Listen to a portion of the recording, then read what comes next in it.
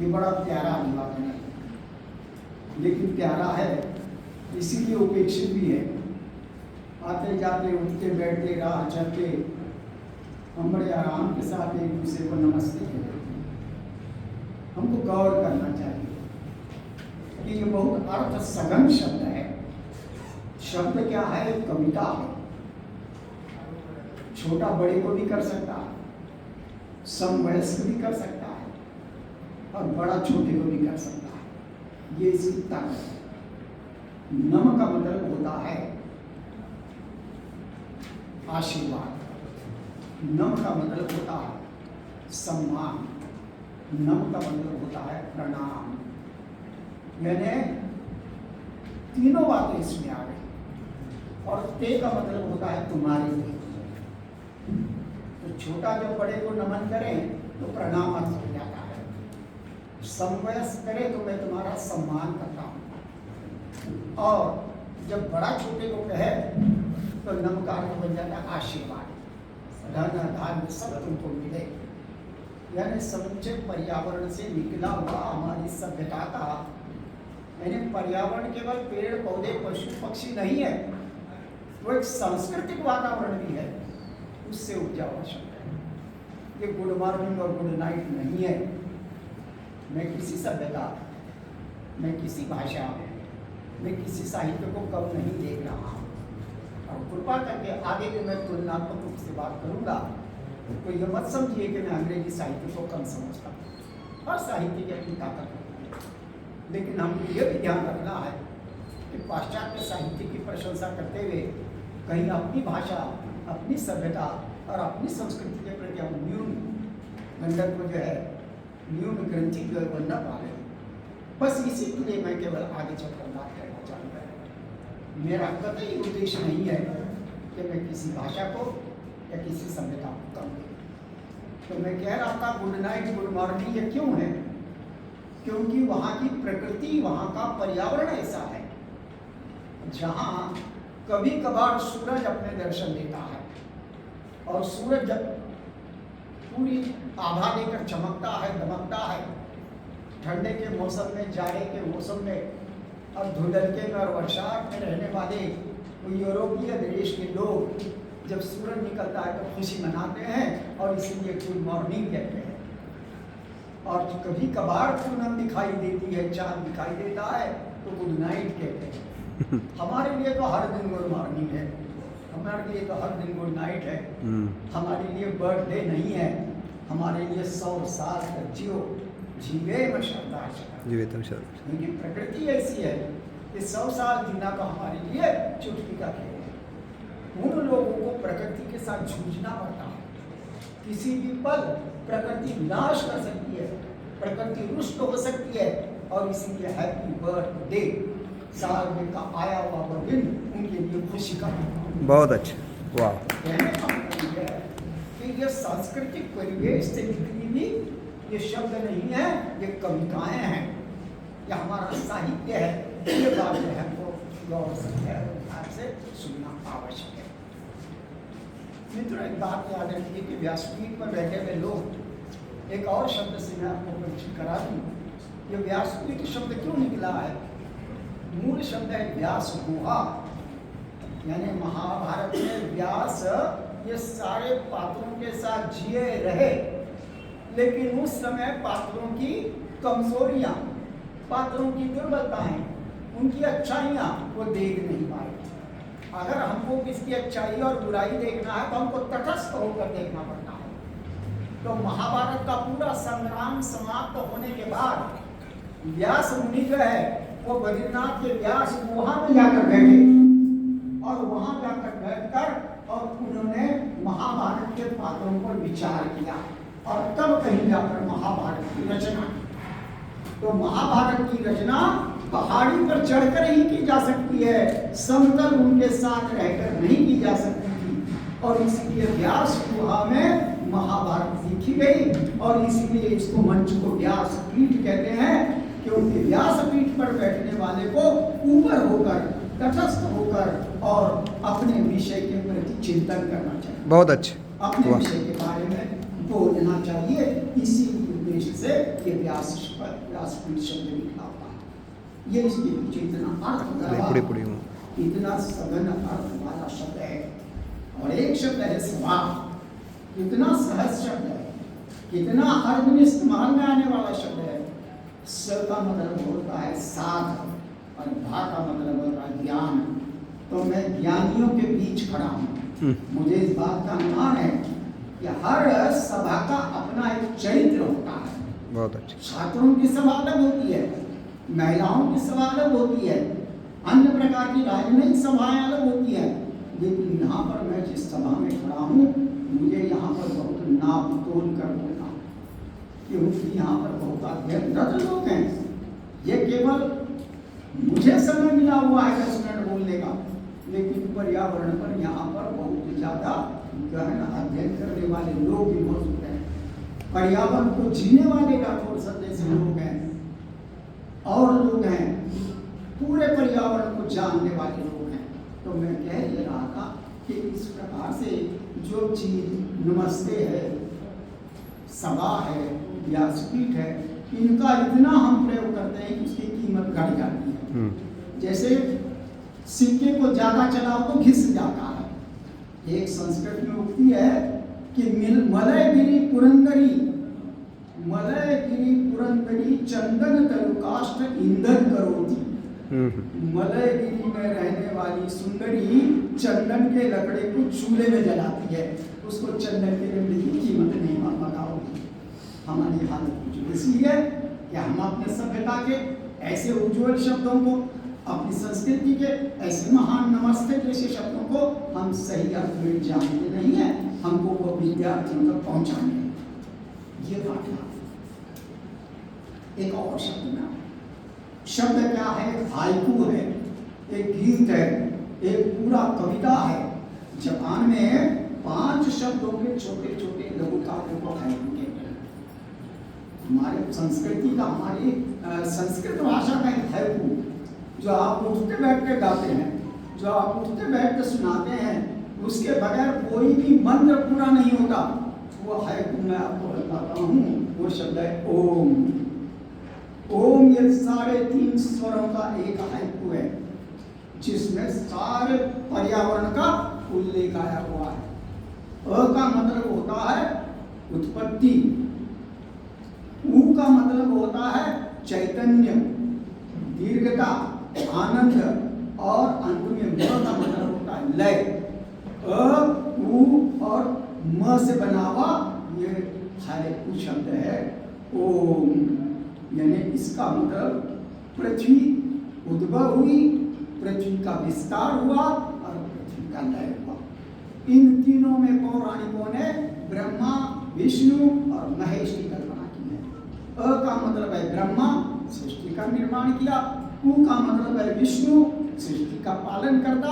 और म का मतलब है महेश, सृष्टि का लय करने वाला, सृष्टि को समर्पित कर पुनर्जन्म के लिए तैयार करने वाला।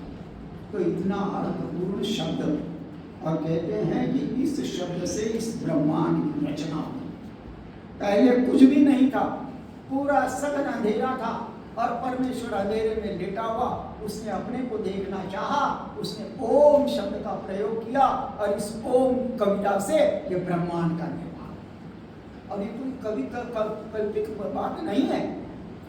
आपको पता है कि कई बार तो बगैर बोले कांच के दरवाजे इधर उधर खुल जाते हैं। हम जैसे टुच्चू भर लोगों के सामने ये प्रकृति के रहस्य खुले हुए हैं। हम किसी लॉज में जाते हैं, हम किसी थिएटर में जाते हैं, हम कहीं भी जगह पर जाते हैं, मॉल में जाते हैं, हमारे कदम रखते ही दरवाजा खुल जाता है। सही। कुछ पता है आपको टेक्निक का पता नहीं, लेकिन टेक्निक है। तो इस ब्रह्मांड का रचयिता परमेश्वर अगर ओम शब्द से ब्रह्मांड की निर्मित करे, तो इसको काल्पनिक नहीं मानना चाहिए, कतई नहीं मानना चाहिए। इसके पीछे भी परमात्मा का शास्त्र, और ये केवल हिंदू धर्म में नहीं है, ये बाइबल में भी है। बाइबल में भी ये कहा गया है कि जब कुछ भी नहीं था तो शब्द थे, शब्द ईश्वर के साथ था, और शब्द ही ईश्वर है। ये न्यू टेस्टामेंट बाइबल जो है उसके अंदर का बात है। कि वहाँ पर शब्द से ही सारे ब्रह्मांड का निर्माण हुआ है। ये बाइबल में सब कहने का मतलब यह है कि पर्यावरण का, कविता का, साहित्य का इतना घना विस्तार, और इसीलिए ओम शब्द को देव गायत्री भी कहते हैं। गायत्री मंत्र तो आपको पता है, लेकिन गायत्री मंत्र का शॉर्ट रूप जो है वह देव गायत्री है, ओम। गायत्री मंत्र में जो कहा गया है वही ओम के अंदर उसका अर्थ है। ओम भूर भुव स्वाहा। भूर भुवस, स्वाहा का मतलब है अ, उ और म। भू का मतलब है निर्माण, भुव का मतलब है विस्तार, और स्वाहा का मतलब है समर्पण। तो ओम भूर भुव स्वाहा तत्सर्व, ये त्रिपदी गायत्री भी कहते हैं। यानी गायत्री में 3 चरण है। ओम भूर भुव स्वाहा ये पहला चरण है, जिसने सृष्टि के रचना प्रक्रिया को बतलाया है। उसके बाद है तत्सवितुर्वरेण्यं भर्गो देवस्य। तत्सवितुर्वरेण्यम, उस सविता देव के जो श्रेष्ठ है, वरेण्यम यानी अनुकरणीय है, उसके भर्गो यानी तेज को हम धारण करें। यह आराधना इसके अंदर तत्सवितुर्वरेण्यम भर्गो देवस्य, यानी देवता के उस भर्गो, ये भर्गो शब्द ज्यादा ध्यान का देने जैसा है। भर्गो का मतलब है तेज। आप देखिए इसमें कैसे पूरा पर्यावरण समझाया गया है। भर्गो का मतलब है तेज, और तेज का संबंध किससे होता है? आकाश से। आकाश का संबंध किससे आता है? वायु से। वायु का संबंध किससे आता है? बादल से। बादल का संबंध आता है जल से। जल का संबंध जल से होती है वनस्पतियां, और वनस्पतियों का काम होता है प्राणियों के साथ। मनुष्य भी उसमें आ जाता है, और मनुष्य क्या करता है कि उन वनस्पतियों के द्वारा अपना जीवन जीता है, और वो मनुष्य जो है वो तप करता है। उसके पास बुद्धि है, बाकी प्राणी नहीं करते, मनुष्य तप करता है। तो मनुष्य का संबंध है तप से, और जो तप करता है वो तपस्वी कहलाता है। तो एक गुरु की निर्मिति में इतने सारे पर्यावरण के तत्व जो हैं वो जुड़े हुए हैं, तेज से लेकर वनस्पति तक। और ये जब सब मिल जाते हैं तो वह तपस्वी, वह ऋषि, वह ब्राह्मण, यानी ब्राह्मणत्व जिसको कहते हैं। ब्राह्मण कोई जातिवाचक नहीं है, और ब्राह्मण कोई चूचू का मुरब्बा नहीं है कि किसी के कोख में पैदा हो गया और ब्राह्मण बन गया। इतनी सारी प्रक्रियाओं को अपने में साधने वाला, तप करने वाला, पृथ्वी का अन्न अनाज वनस्पति खाकर अपना जीवन चलाने वाला, जब बुद्धि का इस्तेमाल करता है, तप करता है, तब वह ब्राह्मणत्व को प्राप्त होता है, ब्रह्मत्व को प्राप्त होता है। तो गायत्री मंत्र का इतना लंबा, गायत्री मंत्र में समूचा पर्यावरण जो है वो व्यक्त हुआ है। जिस गायत्री मंत्र को हम उठते बैठते कहते हैं, और रविंद्रनाथ विवेकानंद ने कहा था कि इस गायत्री मंत्र ने ही हजारों वर्ष तक भारत को जीवित रखा। गुलामी के कालखंड में भी भारत इसी गायत्री मंत्र के चिंतन के कारण जीवित रहा, और आज भी जीवित है। बाकी कई सभ्यताएं आई गई, मिट गई, मटिया मेट हो गई, हिंदुस्तान अब भी वही है। यानी इतना गहरा चिंतन हमारे पास रखा हुआ है, और उसी के परिणाम से पूरे पृथ्वी के भूगोल को अगर आप देख लें, तो पूरे पृथ्वी के भूगोल को हम देखें तो उसको 3 प्रकार का साहित्य हमको मिलता है। और 3 प्रकार का साहित्य 3 प्रकार के पर्यावरणीय रचना के कारण है। ये आप ध्यान से सुनिए। अब पृथ्वी का पहला भूगोल जो है वो यूरोपीय देश। यूरोपीय देश जो है, उन यूरोपीय देशों में प्रकृति सीमित है। प्रत्येक देश की अपनी सीमित जो है एक प्रकार से भूभाग है, और वहाँ पर हमारे जैसा लंबे चौड़े अन्न उपजाने वाले जमीन नहीं है, नदियाँ नहीं है, और वहाँ पर समंदर से घिरे हुए, यानी प्रकृति के अनुकूल वहाँ का जीवन नहीं है। प्रकृति के साथ संघर्ष करना पड़ता है, प्रकृति के साथ प्रतिकूल अवस्था में जीना पड़ता है। और इसीलिए यूरोपीय साहित्य में प्रकृति के साथ आक्रमण का भाव है, प्रकृति के साथ संघर्ष का भाव है, जो एक प्रकार से रोमन साहित्य माना जाता है उसको, वो होमर का। तो होमर ने जो इलियड लिखा, अंग्रेजी का प्राध्यापक बहुत अधिक ज़्यादा जानते हैं उसको, तो इलियड में क्या है, इलियड का जो नायक है एकिलस, तो एकिलस जो है वो देवताओं के ऊपर आक्रमण करता है। ये आक्रमण वहाँ के लोगों के नस नस में बना हुआ है।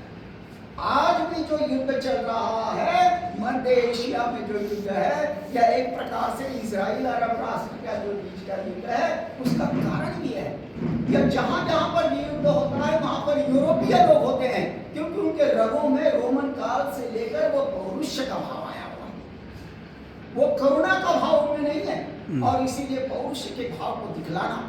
जबकि अखिलेश जानता है कि उसकी हार होने वाली है, हार होने वाली है, जानने के बाद भी देवताओं पर आक्रमण करता है, वो हार जाता है, खत्म हो जाता है। और इसीलिए अंग्रेजी साहित्य में ग्रीक ट्रेजेडी कहते हैं, यानी ट्रेजिक एंड वाला काव्य जो है साहित्य का, वो उनका जेउस नाम का जो देवता है, उस देवता का जेउस का जब रथ निकलता है तो उस रथ से वन, प्रांतर, घर, नगर, शहर ये सब थर्राने लगते हैं। यानी प्रकृति के साथ एकाकार नहीं, आगे चलकर मैं बताऊंगा भारतीय साहित्य में उसने क्या फर्क पड़ता है। तो एक प्रकार से पौरुष का भाव, आक्रमण का भाव, प्रकृति के साथ स्वामित्व का भाव, प्रकृति पर विजय का उन्माद, यह वो अंग्रेजी साहित्य की मूल बुनियाद है। उसके बाद अगर हम मध्य एशिया में आ जाएं, हम अगर अरबी राष्ट्र में आ जाएं, तो वहां पर भी प्रकृति प्रतिकूल है। रेगिस्तान के लंबे चौड़े मैदान है, हिंदुस्तान की तरह गंगा जमुना और गंगा के पठार, अनाज, धन धान्य, सोने की चिड़िया इसीलिए रही है, तो वो वहां पर नहीं है, वो पूरे रेगिस्तान। अब ऐसे प्रतिकूल परिस्थितियों में उन्होंने कौन सा रास्ता अपनाया? यूरोपीय साहित्य ने जो एक प्रकार से पौरुष का भाव अपनाया, और इन्होंने दूसरा रास्ता अपनाया। इन्होंने मृग जल को देखा, मृग जल के पीछे हिरण दौड़ता है, प्यासा दौड़ता है, तो इन्होंने साहित्य में भी मृग जल बनाया, गजल, रुबाइयां, और इस प्रकार से प्रणय भाव और प्रेम भाव, इसको लेकर जो उनका काव्य लिखा गया। उमर खयाम की रुबाइयां, सर पर हो तरवर की घनी छां, पैरों तले हरी बिछी ऊंची घास, यानी नीचे घास भी नहीं है, तरवर की छांव भी नहीं है, लेकिन कल्पना में करने में क्या हर्ज है? हमको मालूम है जन्नत की हकीकत, लेकिन दिल को खुश करने का भी ख्याल अच्छा। क्या बात है, वाह। मानवीय प्रवृत्तियां जो है वो किस प्रकार से प्रतिकूल प्रकृति के ऊपर, प्रतिकूल पर्यावरण के विरुद्ध साहित्य कैसे रचा जाता है, ये जैसे यूरोपीय साहित्य है, वैसा तो मध्य एशिया का रुबाइयां, गजलें जो अब हमारे पास भी आ गई है। मैं उसको बुरा नहीं कह रहा हूँ, क्योंकि गजल के ऊपर मैं बहुत कुछ पढ़ा, सोचा समझा हुआ है। कहने का मतलब है, सर पर हो तरवर की घनी छां, पैरों तले हो बिछी घसी घास, बगल में हो सुराही का पात्र, हाथों में है सरस कविता की किताब, और सबसे ऊपर प्रिय तुम गा रही हो मीठे कंठ में गान, मेरे लिए नंदनवन, मेरे लिए रेगिस्तान भी नंदनवन समान। बहुत अच्छे, वाह। तो इस प्रकार से ये सारी बातें जो है उनके अंदर, और उसी से गजल निकली। और हिंदुस्तान में भी हम सब भी गजल गाते हैं, शेर व शायरी कहते हैं। वहाँ पर प्रकृति के आपको तटस्थ चित्र नहीं मिलेंगे, जैसे हमारे मुतावराबाद में या हमारे ज्ञानेश्वर के काव्य में है, जैसे हमारे हिंदी के कवियों के काव्य, क्योंकि हमारी प्रकृति ऐसी है। तो हम अगर तीसरे क्षेत्र में आता है, यूरोपीय साहित्य को हमने देखा, मध्य के साहित्य को हमने देखा, अब भारत की बात अगर हम करें, आप कल्पना कीजिए, दुनिया का सबसे लाडला पुत्र हम हैं, और हमको अपने पर गर्व होना चाहिए। हिमालय है बर्फों जैसा, समंदर नीचे लहरा है, लंबे चौड़े उपजाऊ गंगा यमुना के कछार हैं, और कितनी सारी नदियां हैं, और ये सारा वातावरण कितना उपजाऊ है, कितना अनुकूल है हमारे लिए। प्रकृति प्रतिकूल संघर्ष का नहीं, वो सहचर्य का है, वो सहचर्य का भाव है, मैत्री का भाव है। धरती माता है हम इसीलिए, क्योंकि माता का जो दुलार करुणा होती है बच्चों पे लुटाने का, वो भारत में धरती माता नाम पर जो है वो एक प्रकार से मिला। और इसीलिए हमने कौन सी रास्ता अपनाया? हमने कौन सी दिशा अपनाई? यूरोपीय साहित्य ने यथार्थवाद को अपनाया, उन्होंने पौरुष के भाव को अपनाया, उन्होंने एक प्रकार से रजोगुण को अपनाया। मध्य का अरबी कंट्री जो है उन्होंने तम गुण को तमस गुण को अपनाया, और हमने सतोगुण का साहित्य की रचना की। हमारे प्रकृति ने हमको सतोगुणी साहित्य यानी बियॉन्ड धरती से परे का जो ईश्वर है उसके गान की ओर हम निकल पड़े। हम आत्मचिंतन के कवि हैं, हम आत्मचिंतन के साहित्यकार हैं। हमारे ऋषियों ने, हमारे मुनियों ने, हमारे वेदों ने, उपनिषदों ने एक प्रकार से अंदर की यात्रा की, क्योंकि बाहर की यात्रा हमारे लिए बहुत सुलभ थी। बहुत अच्छा। हमको कहीं संघर्ष करने की जरूरत नहीं थी। हम सुरक्षित थे हिमालय और समंदर से, और खाने के लिए इतने अन्न धान्य और अनाज था। हमारे यहाँ का नमक यूरोपीय देशों में, रोमन सभ्यता में सोने के कीमत से बिकता था नमक, स्वर्ण की कीमत में, और वहां से सोना आकर हिंदुस्तान सोने की चिड़िया कहलाया। यहाँ का रेशम सारे दुनिया में जाता था, लोगों के लिए अचरज होता था। जिन लोगों को कपड़ा पहनना नहीं आता था उनको कपड़ा पहनना हमने सिखाया। अब हमको फिल्मों के द्वारा कपड़े उतारना वो हमको सिखा रहे हैं। क्या ये अलग बात है। ऐसा सारा पर्यावरण, ऐसे सारे पर्यावरण में उपजे हुए ये साहित्य के अलग अलग प्रकार हैं। ये सारे हमको ये तीन चरण, ये तीन प्रकार का साहित्य और ये तीन प्रकार का। अब हमने अंतर की यात्रा कैसे की? अगर हम वेदों को देखें, आप केवल यजुर्वेद का एक मंत्र देखें जिसको शांति पाठ कहते हैं, उस पूरे शांति पाठ में पर्यावरण का शांति से संतुलन की प्रार्थना ईश्वर से की गई। ओम द्यो शांति, द्यो के माने आकाश से ऊपर का जो लोग है। ओम द्यो शांति पृथ्वी शांति आपः यानी पानी। ओम द्यो शांति पृथ्वी शांति आपः शांति वनस्पतयः शांति विश्वे देवाः शांति ब्रह्म शांति सर्वगुण शांति शांति रेवः शांति सामः शांति रेधि। ओम शांति शांति शांति यानी शांति पाठ के माध्यम से ईश्वर से प्रार्थना की गई है कि इन सब में संतुलन बनाए रखो, इन सब में शांति बनाए रखो। यह सब अपना अपने ढंग से काम करता रहे। सूर्य भी करे, वनस्पति भी करे, जल भी करे, और प्रकार से यह आकाश भी करे, सूरज भी करे, इन सब के बीच संतुलन रहे। कब लिखा हुआ यह वेदों का, यजुर्वेद का मंत्र, यानी उस जमाने से आकर हम प्रकृति के लाडले पुत्र इसीलिए हैं कि हमने इन सबको, पर्यावरण को अपने जीवन का हिस्सा बनाया, इन चीज़ों का आधार बनाया हुआ है। इतना ही नहीं, आगे चलकर हम देखें, जबकि प्रदूषण की कोई समस्या नहीं थी उस समय भी उपनिषद का ऋषि क्या कहता है? उपनिषद के ऋषि ने एक प्रकार से जो बात कही है कि हे ईश्वर, इस प्रकृति के अंदर प्रदूषण से हम कैसे बचे, प्रदूषण से हमारी रक्षा कैसी हो, उसका उल्लेख करते हुए उपनिषद के अंदर ईशोवास्य उपनिषद है।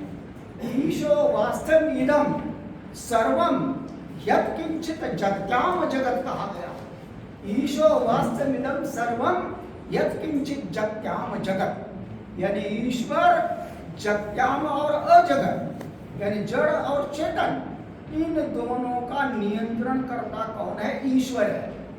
और आगे क्या कहा? तेन तत्तेन भुंजिता, अर्थात ईश्वर ने हरेक के हिस्से का धन, हरेक के हिस्से का वैभव उसके किस्मत में लिख दिया है। या हमको गर्व है कि मैंने इतना कमाया, मैंने ऐसा बंगला बनाया, मैंने ऐसी गाड़ी खरीदी, और गाड़ी के सामने खड़े होकर फोटो पोस्ट भी कर दी। ये सब ईश्वर का वरदान है। और इसीलिए कहा तेन तत्तेन भुंजिता, यानी ईश्वर ने जितना तुम्हारे भाग्य में दिया है बस उसी का भोग करो, ज्यादा की लालच मत करो। तुम्हारे आने वाले पीढ़ियों के लिए जंगल बचाए रखो, तुम्हारे आने वाले पीढ़ियों का धन बचाए रखो, तुम्हारे आने वाले पीढ़ी का ये जो पर्यावरण है, ये जो जल है, ये जो समंदर है, इसको अगर तुम विनाश की ओर ले जाओगे तो तुम कौन हो? माँ गिद्ध, यानी गीदड़ की तरह उस पर दृष्टि मत डालो, यानी दूसरे के धन पर गीदड़ की तरह, गिद्ध की तरह नजर मत रखो। इतना बड़ा सत्य। यानी पड़ोसी के धन पर गिद्ध की नजर मत रखो, रावण ने सीता पर नजर रखी वैसा। और इसका दूसरा अर्थ यह है कि हमारी आने वाली पीढ़ी, अरे मैं जो प्रकृति का विनाश कर रहा हूँ, मेरा पोता, मेरा नाती, मेरे बच्चों के बाद बच्चा, दूसरे का छोड़ दे, लेकिन मेरे वंशजों को क्या मिलने वाला है, इसकी चिंता करो, इसकी फिक्र करो। ये पर्यावरण का प्रदूषण से बचने का संदेश उस जमाने में दिया गया जब प्रदूषण का नाम उल्लेख नहीं था, लेकिन दिव्य दृष्टि वाले ऋषि थे, इतनी लंबी चौड़ी बात वो उस जमाने में कहता। ये सारी बातें हमारी संस्कृति में, हमारी संस्कृत भाषा में जो है वो एक प्रकार से आती है। कालिदास का सारा साहित्य तो संस्कृत के मैदान पर उछलता कूदता हुआ नजर आता है। उसके लिए तो पूरा 1 घंटा चाहिए संस्कृत के ऊपर बात करने। कालिदास के अगर मेघदूत को ले ले, कितनी भव्य कल्पना, कितनी तेजस्वी कल्पना। चित्रकूट के पर्वत पर बैठा हुआ एक यक्ष, जिसने अपने प्रकार से काम नहीं किया और राजा ने उसको 1 साल के लिए सजा दे दी देश से निकल जाने की। चित्रकूट के पर्वत पर आया, यक्षिणी कैलाश पर्वत पर बैठी हुई और उसकी याद में वो मेघदूत से कहता है, जाकर मेरा संदेश लाना, 8 महीने बीत गए, अब 4 महीने बाकी।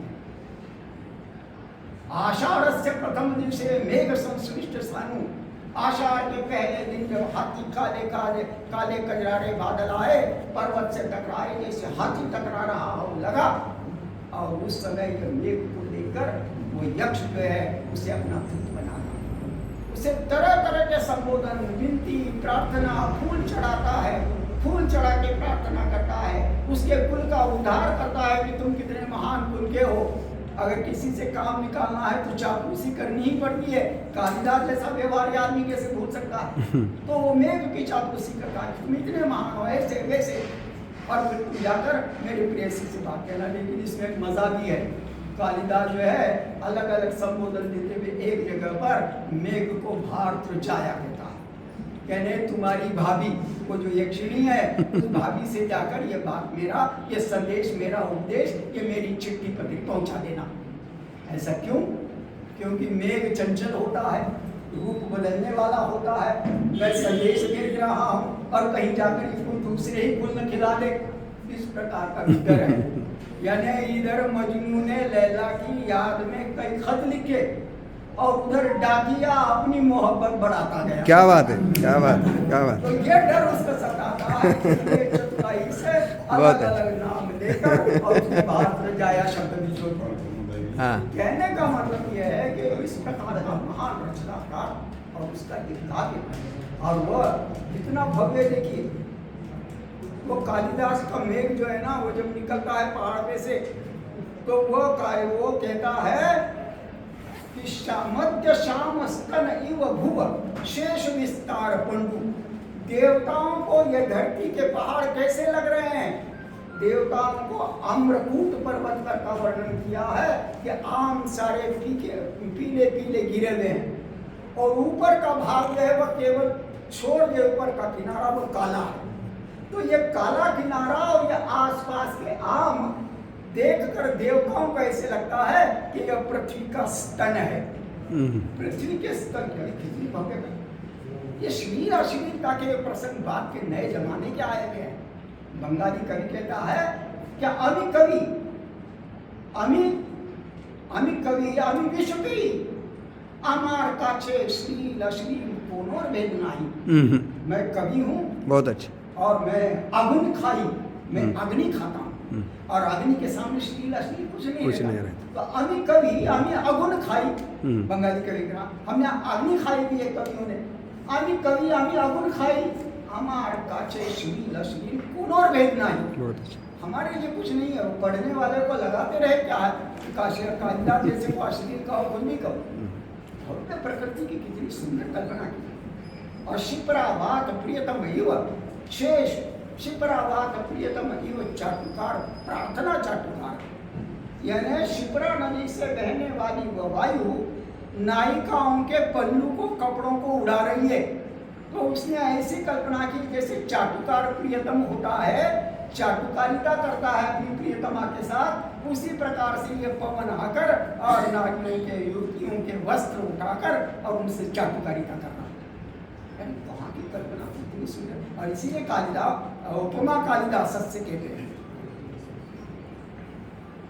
संस्कृत कवियों की जब गणना की जाती है तो कहते हैं कि गणना प्रसंगे कनिष्ठिका अधिष्ठित कालिदास, यानी जब प्राचीन कवियों की गणना की जाती है तो पहले उंगली पर कालिदास का नाम आता है और दूसरे उंगली पर किसी कवि का नाम ही नहीं आता, और इसीलिए इसको अनामिका कहते हैं। इसको अनामिका कहते हैं क्योंकि कालिदास के बाद कोई दूसरा कवि नहीं हुआ, ऐसा कहने वाले नहीं। तो इस प्रकार से प्रकृति के ऐसे सारे दृश्य, पर्यावरण का ऐसा उज्ज्वल इतिहास, ये सारा साहित्य में कालिदास के शाकुंतल में अगर हम देखें तो शाकुंतल का जो एक प्रकार से आरंभ भी ऐसे होता है। वो राजा जो है एक प्रकार से कर्ण ऋषि के आश्रम में दुष्यंत आ रहा है रथ लेकर, तो आकाशवाणी होती है, यानी यौनिका के उठने के साथ, यौनिका के उठने के साथ वो आकाशवाणी होती है कि भो भो राजन, भो भो राजन न हंता न हंतव्य, कि राजा शिकार मत करो, शिकार करना यहाँ पर बंधन है। और एक प्रकार से वो राजा को आकाशवाणी कह रही है। उसका मतलब वो संकेत है कि बाद में दुष्यंत आक्रमण करता है, प्रवेश करता है, शकुंतला के साथ प्रणय करता है, फिर शकुंतला गर्भवती है, उसको छोड़ देती है, यानी प्रकृति के विरुद्ध जो है एक प्रकार से बरगने के बाद भी, चेतावनी देने के बाद भी उसने इस प्रकार का व्यवहार नहीं किया। तो इस प्रकार के कालिदास का समूचे साहित्य में हमको लिखा मिलता है। कालिदास की शकुंतला जब निकलती है तो कालिदास की शकुंतला निकलते समय अपने ऋषि से कहती है, अपने पिता कण्व से कहती है कि वो जो झोपड़ी के पास गर्भार हिरणी है, गर्भवती हिरणी है, उसका जब सुखद प्रसव हो जाएगा तो इसका समाचार मुझे दरबार में सुना। यानी प्रकृति के साथ हमारा ऐसा ताल्लुक है, प्रकृति को हम अपने घर का सदस्य मानकर चलते हैं। और इसीलिए शकुंतला कह रही है कि वो हिरणी जब गर्भार है उसका सुखद प्रसव हो जाएगा, प्रसव में कोई अड़चन नहीं आएगी, तो उसके प्रसव का शुभ समाचार मुझे दुष्यंत के दरबार में पहुंचाना। इतनी चिंता प्रकट है। मैंने संस्कृत का ये सारा साहित्य इससे भरा पड़ा हुआ है, वो चाहे रामायण हो चाहे महाभारत हो, ये सारी बातें जो है उसके अंदर एक प्रकार से। अब आपको लगेगा कि मैं संस्कृत का बहुत बड़ा जानकार हूँ, लेकिन कतई नहीं, मुझे संस्कृत का कुछ आता नहीं। लेकिन जो अनुवादित साहित्य है संस्कृत का मराठी वगैरह में, हिंदी में, वो हमको पढ़ना चाहिए। हमको अगर पर्यावरण जानना है, पर्यावरण और साहित्य के निजी संबंधों को जानना है, तो हमको ये सुविधा है कि हमको पढ़े।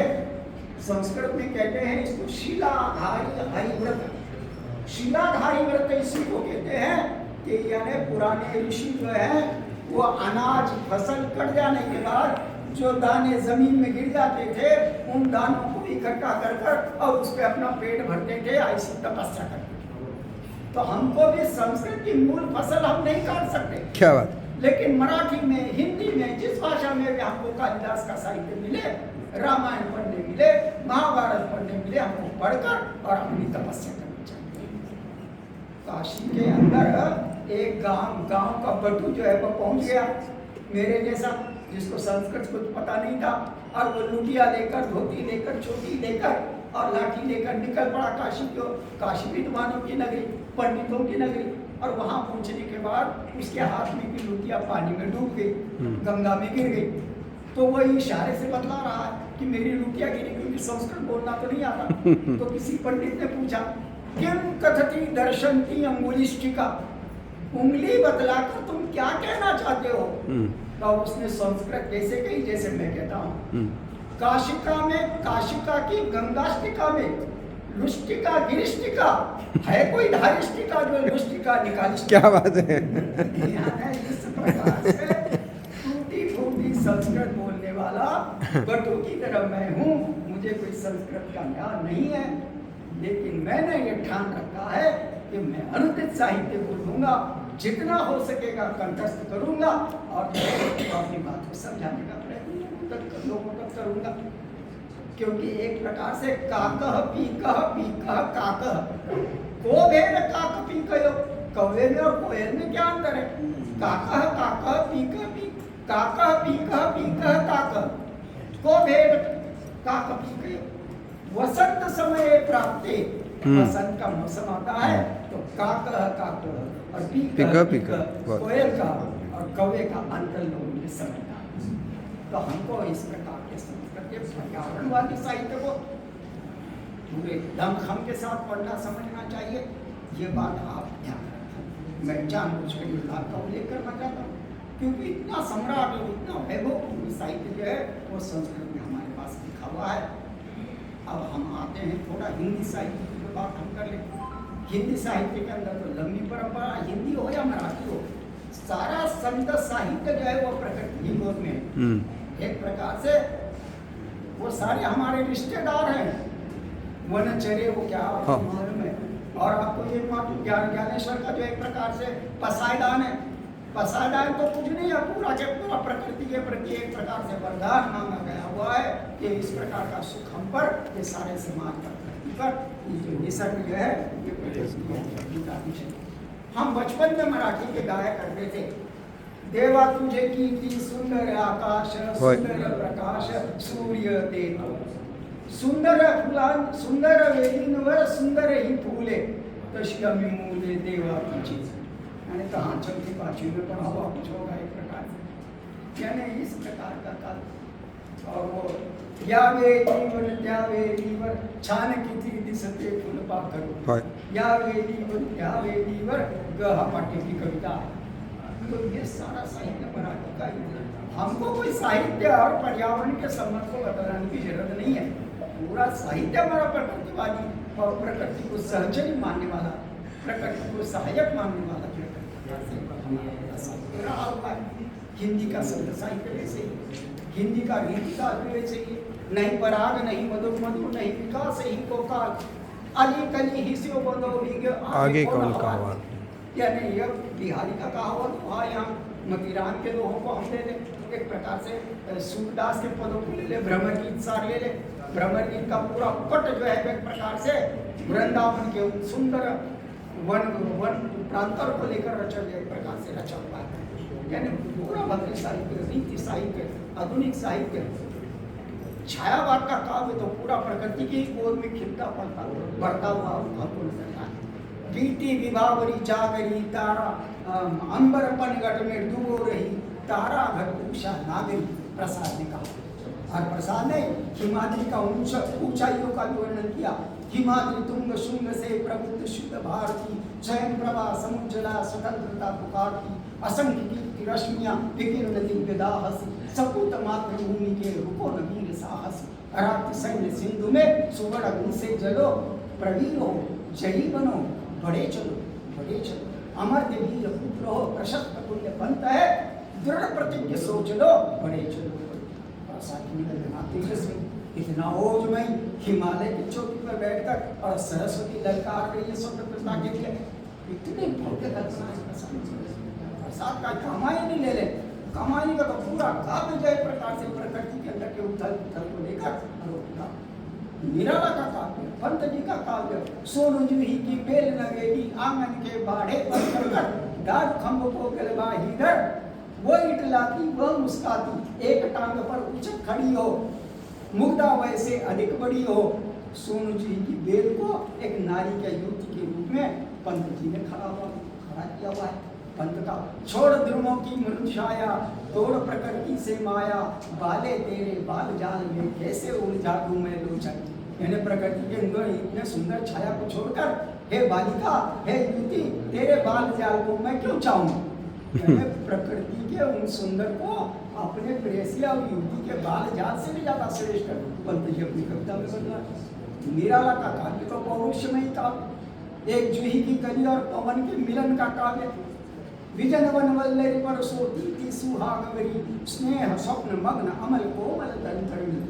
जूही की कली, दूर देश में था पवन जिसे कहते हैं मलियानील, आई याद मिलन से मधुर बात, आई याद कांता की कंपित गात, आई याद चांदनी में धुली हुई याद। फिर क्या पवन उपवन गहन गिर कानन कुंज लता कुंजों को पार कर पहुंचा वहां जहां उसने की केली कली खिली के साथ। इस पर भी जागी नहीं, चूक क्षमा मांगी नहीं, निद्रालस बंकिम विशाल नेत्र मूंदे रही, किंवा मत वाली थी यौवन की मदिरा पिए कौन कहे। निर्दय उस नायक ने निपट निठुराई की, झोंकों की झड़ियों से सुंदर सुकुमार देह सारी झकझोर डाली। चूम लिए गोरे कपोल, इस प्रकार का सारा श्रृंगार का वर्णन, एक कली और एक पवन, इन दोनों के बीच का श्रृंगार का इतना सुंदर वर्णन निराला ने किया। सखी बसंत आया खिला हर्षवन के मन, नव उत्कर्ष छाया। किसले वसना नव लतिका, मिली मधुर प्रिय उर्त रूपतिका। पीक स्वर नव सरसाया, सखी बसंत आया। गरज गरज घनघोर राग अमर अंबर में बड़ निजरोर, बादलों का वर्णन निराला ने किया हुआ।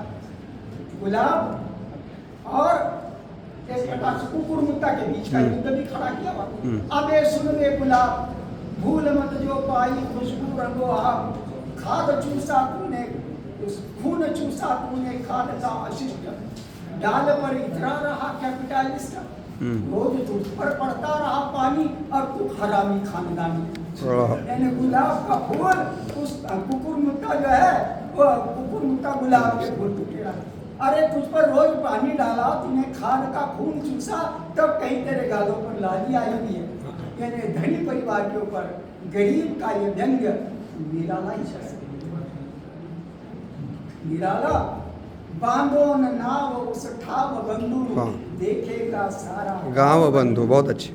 नहाती थी वो पानी में धसकर, बहुत अच्छे। आंखें रह जाती थी फंसकर, सही। तो इस प्रकार से पानी में नहाती थी नायिका को एक नाविक देखकर और वहां से निकल पड़ता है। ऐसे सुंदर सुंदर वर्णन निराला ने किए हुए हैं, पंत जी ने किए हैं।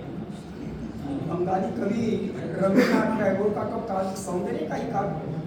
रविन्द्रनाथ टैगोर कहते हैं कि सौंदर्य मुझे पागल बना देता है और मेरा ही ये एक हिस्सा पागल है। रविन्द्रनाथ टैगोर ने खुद कहा कि मेरा एक हिस्सा पागल है।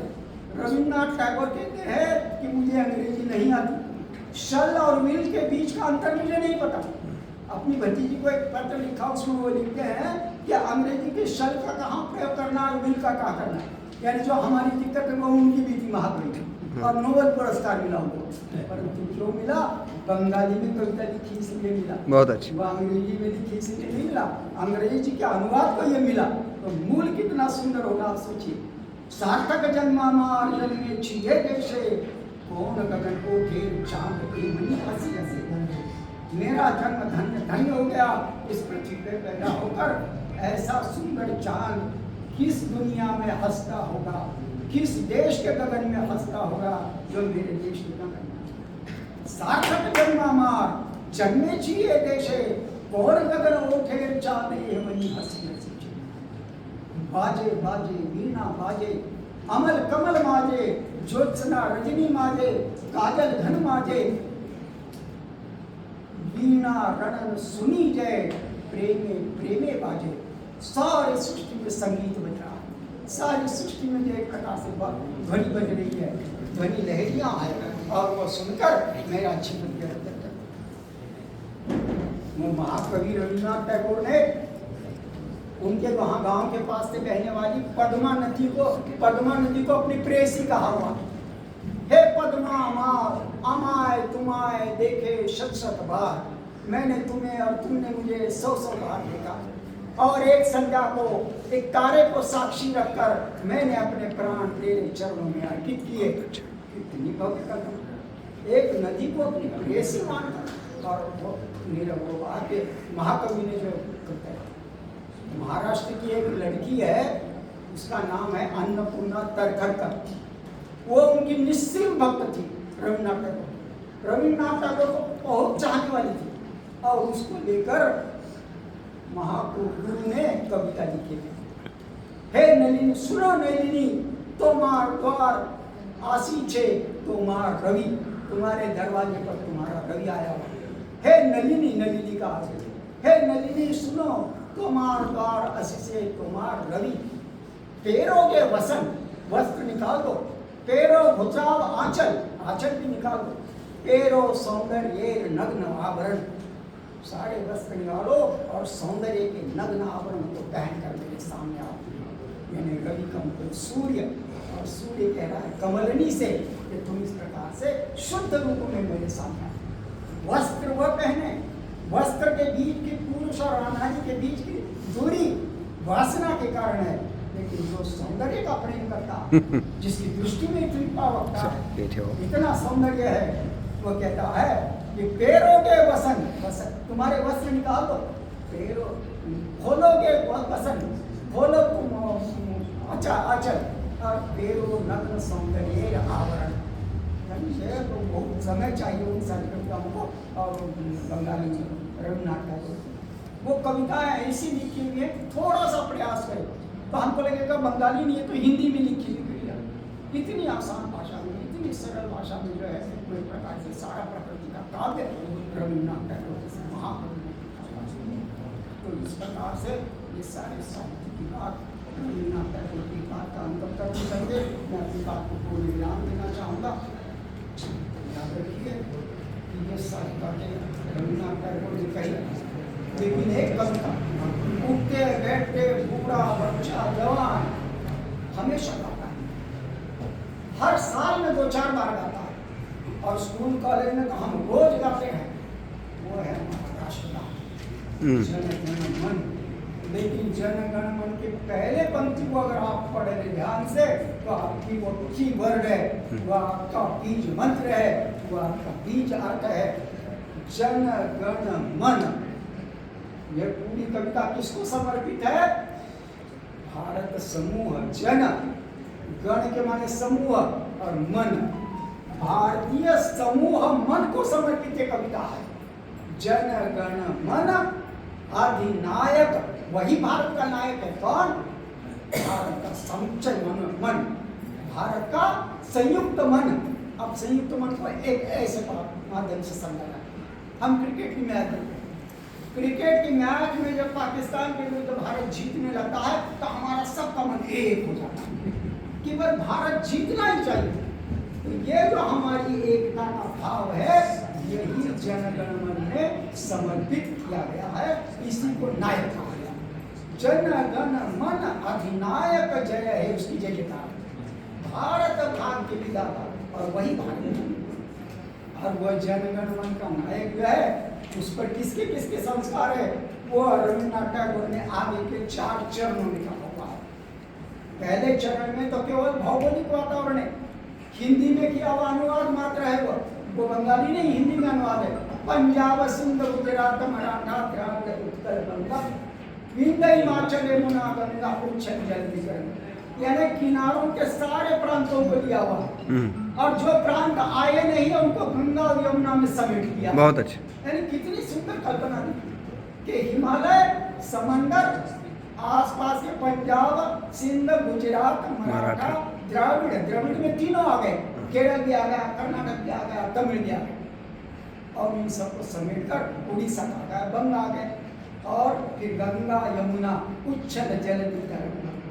तव शुभ नाम जागे, तेरा नाम लेकर हम जागते हैं। किसका? ये समूह मन का, ये भारतीयत्व का नाम लेकर हम जागते हैं। समुद्र वसने देवी पर्वत स्थल मंडले विष्णु हर भारतीय स्वर धरती पर पैर रखने से पहले इसको प्रणाम करना, तो वह प्रणाम का भाव यहाँ पर है। तव शुभ नाम में जागे, तव शुभ आशीष मांगे। और हे भारतीयत्व, यानी इसको सुनील कुमार चटर्जी ने इंडियनिज्म कहा हुआ है, भारतीयत्व कहा हुआ है। और समय मेरे पास भी नहीं और आपके पास भी नहीं है सारी बातों का विवेचन करने की, बहुत संक्षेप में मैं समेटता बातें कर रहा हूँ। तो इस प्रकार की बात यहाँ पर की गई है कि तव शुभ नाम में जागे, तव शुभ आशीष मांगे, गाहे तव जय गाथा, तेरी जय गाथा हम गाते। अब यहाँ पर गाथा तो कहीं नहीं है, क्या कहीं कहानी है क्या, कहीं गाथा है क्या, लेकिन हम गा रहे हैं। क्यों गा रहे हैं, ये थोड़ा सा हमको जिज्ञासा रखनी चाहिए। कौतूहल तो हमारे मन में, हमारा राष्ट्रगान है तो हमको प्रत्येक शब्द के प्रति कौतूहल रहना चाहिए ना। मुझे भी नहीं था, मैं जो कह रहा हूँ ना, मुझे भी नहीं था, बाद में एक दिन कैसे अचानक पता नहीं वो लग जाने, तो एक प्रकार से ये मेरे मन में इच्छा जागी। तब शुभ नामे जागे, तब शुभ आशीष गाए गाथा, जन गण मन मंगल दायक, जय हे जय 7 बार। 7 हमारे पास शुभ आंकड़ा है। तो 7 बार इस मानस की, इस भारतीय की जयकार है। और वो गाथा जो है वो आगे के 4 चरणों में है। उसमें एक राम की गाथा है, एक कृष्ण की कथा है, इसके बाद गौतम बुद्ध को याद किया है और अंत में विवेकानंद को याद किया हुआ। वो बंगाली में है, लेकिन थोड़ा ध्यान सुनेगा आपको हिंदी में सुनाई देगा। 5 मिनट में बात आपको समझ जाएगा। आगे के में राम का चिन्ह अहरह तव आह्वान प्रचारित सुनि तव उदार वाणी। हिंदू बौद्ध सिख जैन पारसिक मुसलमान क्रिश्चियन पूर्व पश्चिम आसे तव सिंहासन पासे। प्रेम हार है गाथा जन गण मन ऐक्य विधायक जय हे भारत भाती। राम के जैसा एकत्व का भाव लेकर चलने वाला ये भारत का भारतीयत्व का भाव है, ये सब अपने पास लेता। हिंदू सिख बौद्ध जैन सब अपने पास आ जाते। हिंदू बौद्ध सिख जैन पारसिक मुसलमान क्रिश्चियनी सब पूर्व पश्चिम तव सिंहासन पासे। राम के उस एकत्व के भाव लेता है। दूसरे चरण में पतन अभ्युदय श्री कृष्ण को कुरुक्षेत्र को याद किया कि ये मानस कौन है जिस पर श्री कृष्ण के संस्कार है, जो पौरुष को दिखलाता है, जो शंख फूंकता है वक्त पड़ने पर। पतन अभ्युदय बंधुर पंथा युग युग धावित यात्री। तुम चीर सारथी तब रथ चक्री मुखरित पथ दिन रात्रि। दारुण विप्लव मादे तब शंख ध्वनि बाजे। जन गण मन पथ परिचायक जय। यानी रास्ता दिखलाने वाला, मार्ग दिखलाने वाला ये भारतीय है, जो गीता के माध्यम से आज समूची दुनिया को रास्ता दिखला रहा है, जिसकी बात रविनाम का 3 साल पहले। पतनाभ्युदय बंधुर पंथा युग युग धावित यात्री। तुम चीर सारथी तब रथ चक्रे मुखरित पथ दिन रात्रि। दारुण विप्लव मादे तब शंख ध्वनि पांचजन तब शंख ध्वनि बाजे। जन गण मन पथ परिचायक जय हे भारत भाती। और आगे गौतम बुद्ध की याद किया हुआ कि घोर अंधकार के काल में गौतम बुद्ध का जन्म हुआ। लड़ाई झगड़ा हिंसा, इसमें करुणा का संदेश है। गौतम बुद्ध आए, एक माता की तरह हमको स्नेह लुटाया, अपनी गोद में बैठाया। इस गौतम बुद्ध का संस्कार इस भारतीयत्व पर है, इस इंडियानिज्म पर है। ये कोई मामूली आया गहरा नहीं है। घोर तिमिर घन गहरा अंधेरा, घोर तिमिर घन निबिड़ निशीथे। गहरा अंधेरा छाया, घोर तिमिर घन निबिड़ निशीथे। पीड़ित मूर्छित देशे, यह देश पीड़ित था, मूर्छित था, ग्लानि आई थी, सारी आशाएं समाप्त हो गई। घोर तिमिर घन निबिड़ निशीथे पीड़ित मूर्छित देशे। जागृत तब छिल अविचल मंगल नयन अमीशे।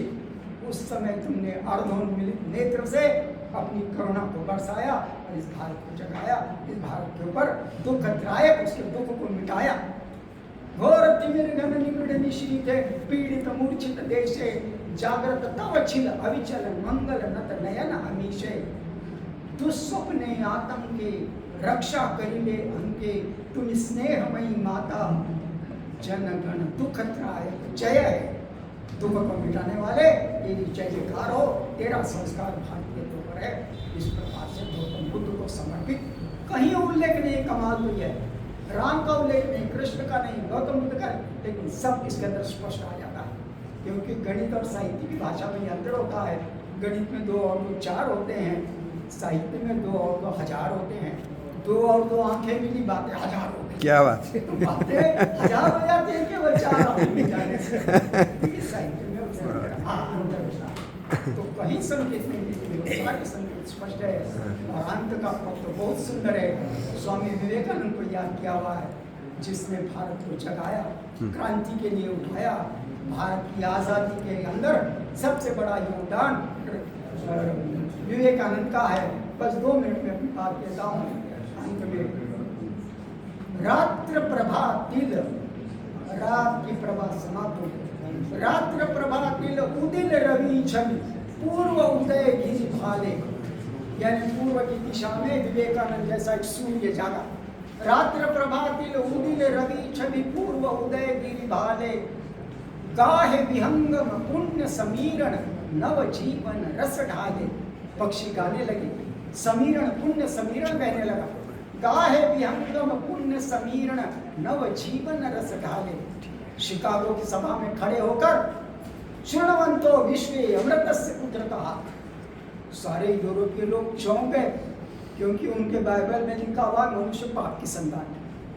आदम और हव्वा ने चोरी से फल खाया और पापी बनकर और धरती पर आ गए।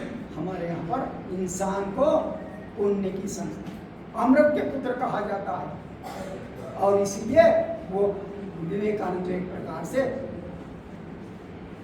वो जागा हुआ एक सूर्य, पुण्य समीर नव जीवन रस ढाले, तब करुण दारुण विपुल मान लिप्त, जागृत तव छिल अविचल मंगल नत नयन अमीशे, दुस्वप्ने आतंके रक्षा करिले अंके स्नेहमयी माता। रात्रि प्रभातिल उदित रवि छवि पूर्व उदय गिरि भाले, गाहे विहंगम पुण्य समीरण नव जीवन रस ढाले, तब करुण अरुण रागे निद्रित भारत जागे। सोया हुआ भारत जाग गया अचानक। तब करुण अरुण रागे, तुम्हारी करुणा के शब्द और तुम्हारे अरुणामय शब्द, इतना सुंदर शब्द है। अरुणामय मैंने सवेरे को जगाने वाला शब्द। तब करुण अरुण रागे निद्रित भारत जागे, जन गण मन आशा दायक जय हे, भारत भाग्य विधाता, जन गण मन अधिनायक जय हे, भारत भाग्य विधाता। आपने बड़ी तल्लीनता से